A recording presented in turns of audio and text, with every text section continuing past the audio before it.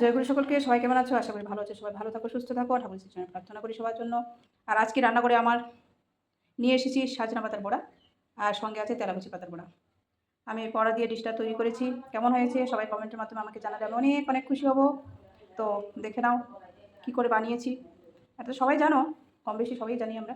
তবু আমি আমার মতো করে যেটা বানিয়েছি পেঁয়াজ রসুন ছাড়া, দেখে নেব, ভিডিওতে দেখে নেব। জয়গুরু।